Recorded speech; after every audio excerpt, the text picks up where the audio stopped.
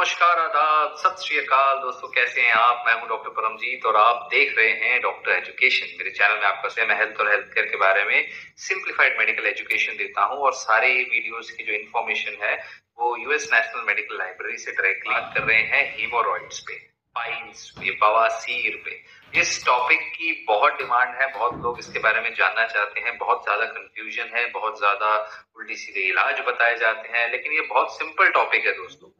आज इसको हम सिंपल वे में समझाएंगे। सो आइए शुरू करते हैं। दोस्तों, हीमोरॉइड्स, पाइल्स, बवासीर बेसिकली और कुछ नहीं, आपकी खून की नसों में सूजन है। आपकी ये खून की नसें जो हाथों में कभी कभी सूज जाती हैं, ऐसी ही खून की नसें आपके लैट्रिन के रास्ते में है, नीचे आपके एनस के जस्ट अंदर। आपके एनस के अंदर खून की नसें होती हैं और ये खून की नसें उन लोगों में सूज जाती हैं जो लैट्रिन में ज्यादा जोर लगाते हैं, राइट। कॉन्स्टिपेशन हो, स्ट्रेन करते हो, बहुत ज्यादा देर तक लैट्रिन में बैठे रहते हैं, या किसी को अगर लिवर की प्रॉब्लम है तो बहुत सारे कारण हैं, लेकिन अल्टीमेटली हो यही रहा है कि आपके लैट्रिन के रास्ते में आने वाली जो खून की नसें हैं वो सूज गई हैं, फैल गई हैं, और सूज के उसके साथ जो उसके ऊपर का टिश्यू है वो भी सूज गया है। तो यही हुआ है और कुछ नहीं हुआ। और ये बहुत कॉमन है, बहुत लोगों में होता है। और जब भी आप कोई भी एनस मतलब वहां पे प्रेशर ज्यादा लगाएगा किसी भी तरीके का, तो ये हो सकता है, राइट। प्रेगनेंसी में भी ये हो सकता है, प्रेगनेंसी या चाइल्ड बर्थ, डिलीवरी के समय बहुत ज्यादा प्रेशर लगाने से भी ये हो सकता है। दोस्तों, बवासीर जो हीमोरॉइड्स हैं बेसिकली दो प्रकार की होती हैं। ये आपके एनस जो आपकी लैट्रिन के रास्ते हैं उसके या तो अंदर हो सकती है, अंदर रास्ते में कहीं पे जो खून की नस है वहां पे सूजन आ जाए तो लैट्रिन के रास्ते के अंदर नीचे नीचे सूजन आ सकती है, या फिर ऊपर कहीं जाके सूजन आ सकती है। और या तो लैट्रिन के रास्ते के बाहर में सूजन, अंदरूनी सूजन बाहर में आ सकती है।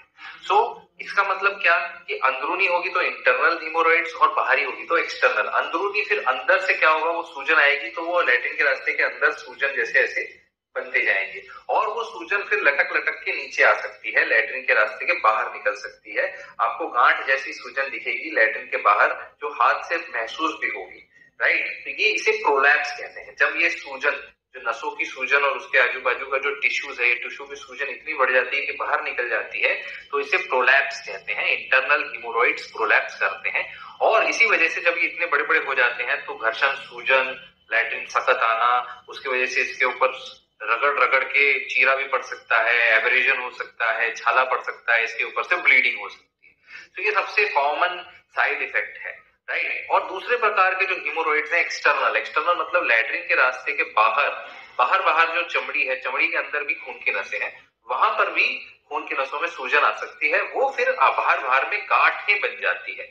ये गांठें जो है आपको मुश्किल होगी फिर लैट्रिन के रास्ते को साफ करना। लैट्रिन के रास्ते को पूरी तरह से ये भर देंगी, गांठें जो है सूजन सूजन सूजन होकर पूरी भर सकती है। तो मुश्किल हो जाएगा उस एरिया को क्लीन साफ रखना। और आप इस नॉर्मली इन सब चीजों में दर्द नहीं होता, ना ही अंदरूनी ना ही बाहरी हीमोरॉइड्स या पाइल्स, बवासीर में दर्द नहीं होता। लेकिन ये जो बाहरी हीमोरॉइड्स है उनमें क्लॉट आ सकता है, खून का क्लॉट आ सकता है। अगर कहीं उनमें खून का क्लॉट आ गया तो उसको बोलते हैं थ्रोम्बोसिस, थ्रोम्बोस्ड एक्सटर्नल हीमोरॉइड। ये फिर बहुत ही ज्यादा दर्दनाक होता है, इसमें फिर बहुत पेनफुल होता है, और ब्लड क्लॉट में खाला भी पड़ सकता है, ऑपरेशन की तुरंत जरूरत भी पड़ सकती है, राइट।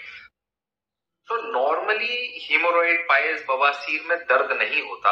आपको क्या सिम्टम होंगे फिर, जब तक के क्लॉट ना आए तब तक दर्द नहीं होता, क्लॉट आएगा तो दर्द होगा, वरना थोड़ा बहुत सिम्टम्स क्या हो सकते हैं, आपको बिना दर्द के लाल रंग का खून आ सकता है लैट्रिन के पहले या लैट्रिन के बाद, और इचिंग हो सकती है लैट्रिन की एरिया में, उस एनल रीजन में, एनल एक हो सकता है, दर्द हो सकता है वहां पर, स्पेशली जब बैठ रहे हैं। अगर बाहरी सूजन है, बाहर निकल रहा है कुछ, तो उस पर बैठेंगे तो दर्द होगा, उस तरीके का बैठने वाला दर्द हो सकता है।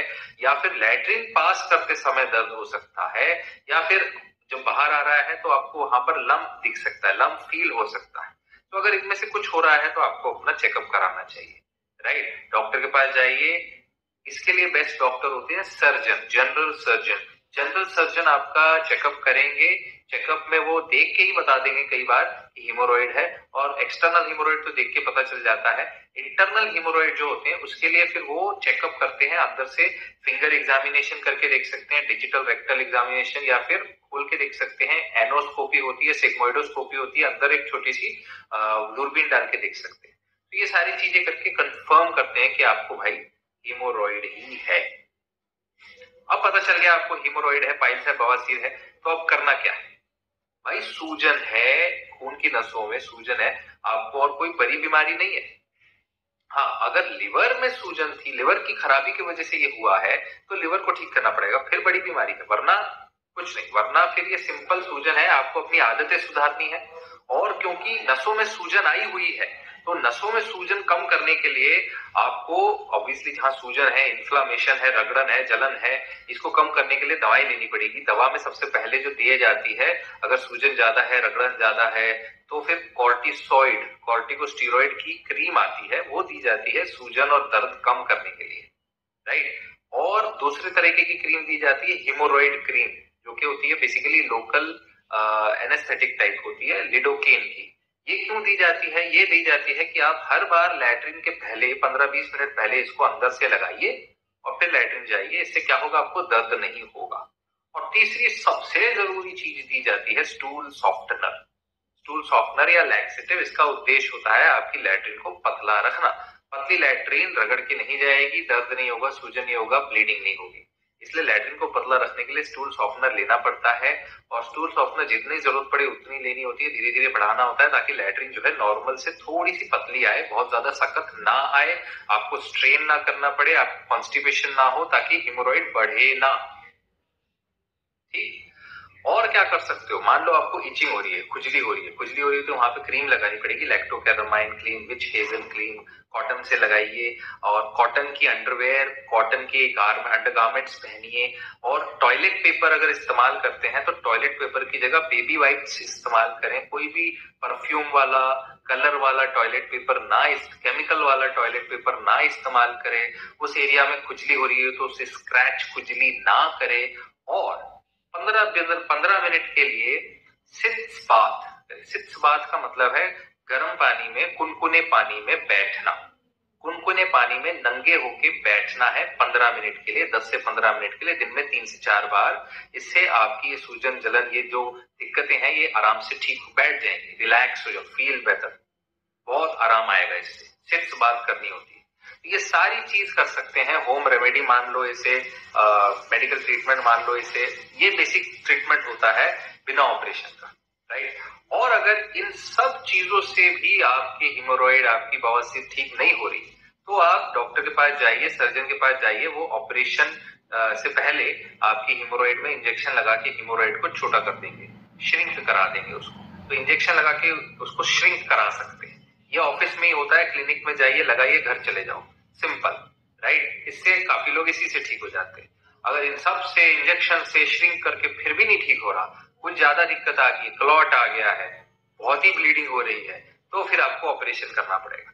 ऑपरेशन का मतलब हीमोरॉइड की जो बवासीर में सूजी हुई नस है, उसके ऊपर की जो टिश्यू सूजा है, वो पूरा ही निकाल देते हैं, नस को ही निकाल देते हैं, दिक्कत ही खत्म हो जाती है, राइट। लेकिन ये बात याद रखिए, अगर फिर प्रेशर लगाएंगे, फिर स्ट्रेनिंग करेंगे, फिर कॉन्स्टिपेशन हो, तो फिर दूसरी नस सूज जाएगी, ये जरूर है, राइट। सो हिमोरॉइड एक टॉमी होती है, और इसको ज्यादातर उसी लोगों में किया जाता है जिसमें बहुत ही ज्यादा ब्लीडिंग हो, या फिर हिमोरॉइड लैट्रिन के रास्ते के बाहर ही निकल रहे हैं तो, राइट। या फिर इन सारे ऊपर के बाकी के इलाज से रिस्पॉन्स नहीं आ रहा है अच्छा तो, या फिर अगर ब्लड क्लॉट आ गया, बहुत ही ज्यादा दर्द हो रहा है जैसा मैंने बताया, फिर भी अगर इलाज नहीं किया तो आगे चल के ये भी हो सकता है कि उस सूजी हुई खून की नस, वेन के आसपास का टिश्यू जो है वो क्लॉट की वजह से मरने लग जाए, कॉम्प्लिकेशन, इन्फेक्शन फैल जाए, खून की कमी बहुत ज्यादा हो जाए, और लंबे समय में दिक्कत करे, राइट। तो ये सब हो सकता है। साथ में और भी दूसरी बीमारी हो, लिवर की प्रॉब्लम हो, तो और ज्यादा सीरियस प्रॉब्लम हो सकती है। इसलिए पूरी पिक्चर समझिए अपने डॉक्टर से कि आपको क्या दिक्कत है, क्या क्या दिक्कत है। और अगर आपकी हिमोरॉइड, जो बवासीर, इन सारे इलाजों से ठीक नहीं हो रही, तो ऑपरेशन करवा लो, कोई बात नहीं, राइट। ब्लीडिंग मत होने दो, खून की कमी मत होने दो। अगर खून की कमी ज्यादा हो गई, क्लॉट आ रहा है, चक्कर आ रहे हैं, तो फिर घर में मत बैठिए, जाके भर्ती होइए, जांच कराइए, ट्रीटमेंट कराइए। ठीक है। कॉन्स्टिपेशन से बचिए, इस बीमारी को प्रिवेंट किया जा सकता है। अगर आप लैट्रिन में बहुत ज्यादा समय बिताते हैं, बहुत ज्यादा कॉन्स्टिपेशन होता है, ठीक से लैट्रिन नहीं आती, ताकत लगाना पड़ता है, स्ट्रेनिंग करते हैं, बहुत ज्यादा बैठने वाला काम है, तो इन सब चीजों से बचिए। इनमें बीच बीच में उठिए, अपने ताकत ज्यादा मत लगाइए, स्टूल सॉफ्टनर, लैक्सेटिव्स लीजिए, केला ज्यादा खाइए, पानी ज्यादा पीजिए। पानी ज्यादा पीने से हो सकता है लैट्रिन आराम से आ जाए। हाई फाइबर डाइट खाओ, फाइबर ज्यादा खाना है, फ्रूट्स, वेजिटेबल्स, होल ग्रेन ज्यादा खाना है।